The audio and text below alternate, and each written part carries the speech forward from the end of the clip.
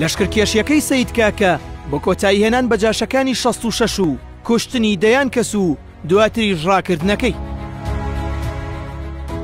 نەوشیروان مستەفا لە کتێبی پەنجەکانی یەکتری دەشکێنن دەڵێت سەید کاکە زۆر جار بەلای سەرکردایەتی حیزبەکەیەوە خۆی هەڵکێشا بوو کە ئەگەر ئەوان ڕێگەی بدەن ئەوە یەکێتی لە کوردستان تەواو دەکات. ئەوانیش باوەڕیان پێکردبوو. دوای ڕووداوی کوژرانی شێرکۆ فەرمانیان دابوو بە سەید کاکە بچێتە سەر هێزەکانی یەکێتی. سەید کاکە کە خۆی هەمیشە بە دوای بیانودا دەگەڕا بۆ پەلامەردانی یەکێتی بۆیە هەلی بۆ هەڵکەوت.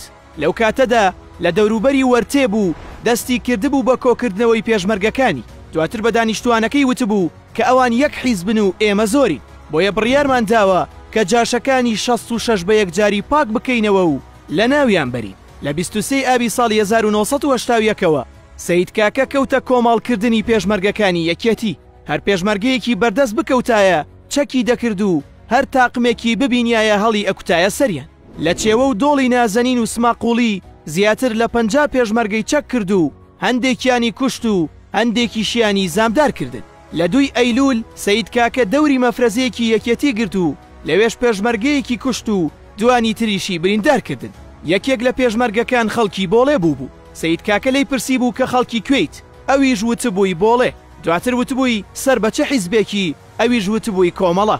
ئیتر بە گۆچانتەی بەردەبێت و دەڵێت آخر ئێوەی شوان چوزانن کۆمەڵە چییە ئاوا بەگەڕ کەوتویت.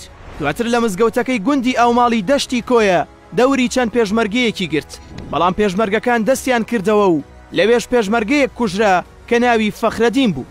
دەرچووی کولیەی علومی زانکۆی مووسڵ بوو، ئەویش کادری ڕێکخراوی کۆمەڵە بوو. دواتر سەید کاکە ڕۆشتبوو بەرەو دۆڵی جافایەتی و سەرگەڵ و هەڵەدن، لەوێش دەستی کردبوو بە تەق و تۆق و دابووی بەسەر چەند شوێنێکدا. لە مەلومە پیاوێک هەبوو بە ناوی حاجی قادری مەلومە کە کەسێکی بەتەمەن بوو، نزیکەی 6 ساڵ تەمەنی هەبوو و زۆر کەس ڕێزیان لێدەگرت و لە زۆر شتیشدا قسەی دەکرد. سەید کاکە بۆ ئەوەی بیشکێنێت بە بەرچاوی خەڵکەوە لە حەوزی مزگەوتەکەی هەڵکێشا بوو. لە 6 ئەیلولیشدا سەید کاکە جارێکی تریش چووە سەر هێزێکی یەکێتی و لە چیوەی سەر و پێشمەرگەیەکی کوشت و دوانی تریشی بریندار کردن. لە کۆتا لەشکرکێشیەکەی سەید کاکەدا دڵشاد تۆفیق کوژرا. دڵشاد نەوەی شاعیری کوردپەروەر حاجی باقی بەنگیە و خوێندکاری زانکۆ بوو و دەستی لە خوێندن هەڵگرت بوو.